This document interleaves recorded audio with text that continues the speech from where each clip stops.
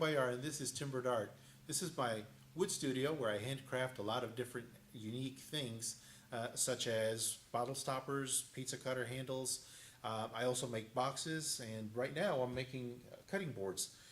These items are all laser engraved and they're personalized to your specifications. So I want to go through a demonstration to show you what a product would look like, and of course you can see the end result. Most of the work is all set up on a computer first. The program I use is specially designed for the laser engraver. It allows me to go ahead and set up all the artwork on the computer before I send it to the laser engraver, which will then essentially print or engrave what I have on the computer screen. This machine can do a multitude of things, but primarily two basic things. It can engrave just like it is right now, or it can actually cut. We call this vector cutting, and it could actually cut right through acrylic such as this. You can see how thick that is. You can do that pretty much in one pass. Here's another example of some cutting that it can do. Now this is a template. This is a very common procedure for laser engraving. What it is essentially I'll cut a piece of acrylic to the shape of whatever else I'm going to fit inside there to engrave. That way I can do a multiple of things or engravings at one time. So this is comes in very handy. But this is just an example of showing you what this machine is capable of doing.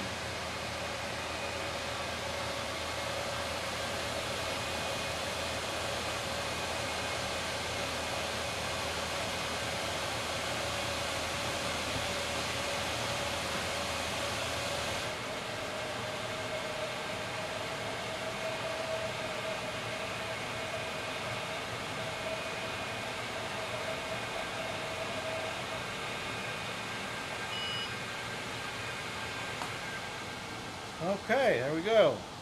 So now the engraver has finished engraving the board, but as you can see, it still has a little bit of debris on it. All these little edges from the smoke have to be cleaned up. So if you'll follow me, bring it over to the workbench. Okay, so now we have the piece on the workbench, and essentially what I'm going to do is I'm going to go ahead and go over it with a couple of times with some sandpaper, the sander, to get all these edges off, all the smoke and film off of the board, which will bring all the highlights out.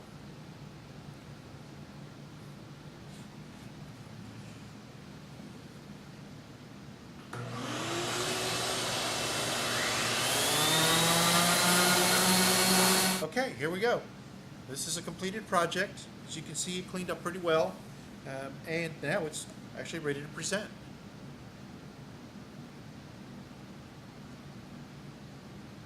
Okay, a lot of people ask me, what do you do with all the little scraps and little cutoffs? I mean, you just throw those away? And I look at people and go, no, never. I try not to throw anything away, simply because so much of this can be used in a lot of different ways. For example, these pieces are laminated. In other words, they're actually three pieces of wood that are glued together. They don't look like much right now, but what I do is I'll go ahead and prepare them to put on a wood lathe, such as this one, or maybe even the large one back over there. But I'll turn this into a handle, which could then be used for an ice cream scoop, a pizza cutter, pretty much a lot of different things. Some of the smaller pieces I'll use to make bottle stoppers. For example, I'll come over here and I'll show you a couple of examples. Here's an example of a bottle stopper. This is basically just a couple of pieces of maple and walnut that I glued together and then turned on the lathe and fabricated a bottle stopper. And this is what that would look like. Now, naturally, this would be for a little bit larger bottle, maybe one of those magnums or something, the big champagne bottles. But just as an example, I could, turn smaller type things like this. This is my alma mater, if you will. But you can do a whole lot of different decorative things with those little scraps that would otherwise be thrown out. So no, I don't try to. I try to keep everything and not throw anything away because I try to make something useful and something creative out of it. Okay, I'm going to present another project. It's a finished project. This is something that I do on a very frequent basis as requests for people that want to present their spouses or somebody else as an anniversary present or wedding present. This is a large finished board.